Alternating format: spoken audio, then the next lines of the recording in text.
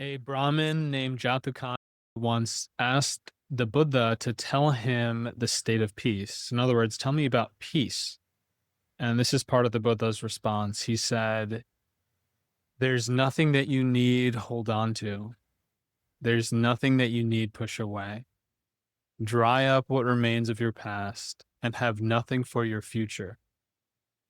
Those who do not cling to the present can go from place to place in ease. And I've spent a lot of time with this sutta, a lot of time. And very recently, I've been pondering the last bit there, where the Buddha says, "Those who do not cling to the present can go from place to place in ease." So I want to encourage you to practice with this. Those who do not cling to the present. And that word clinging, I like to think of it as actually what the Buddha said earlier in his response. He said, there's nothing that you need hold on to. There's nothing that you need push away. So holding on to, grabbing, wanting, and pushing away, these two can be summarized by the word clinging.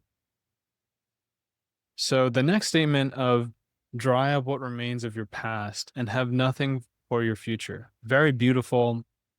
What sort of what many people are used to hearing from someone like the Buddha.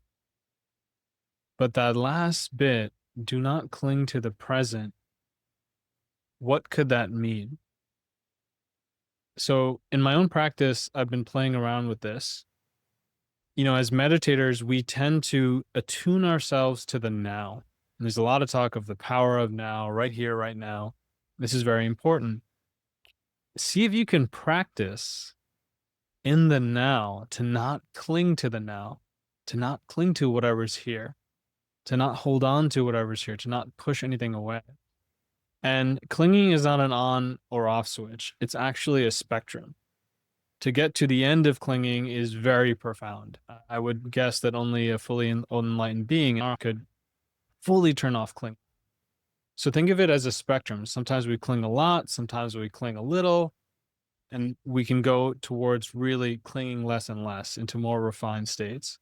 So in this present moment, when I play with this, lessening the clinging, there's this sense of even what's here now is not important. It's not substantial. We can see how the past is just a memory experienced in the present.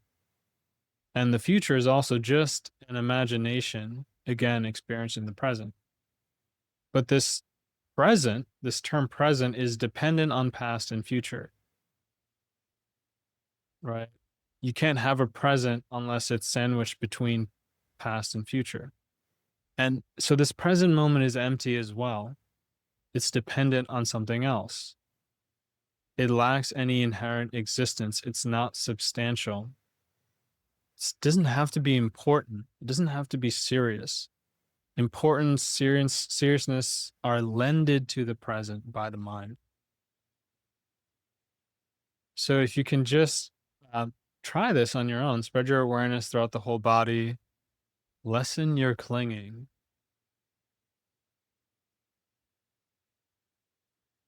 As if this very moment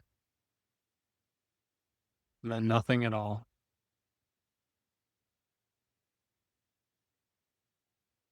And see for yourself if you can indeed go from place to place in ease, as the Buddha said.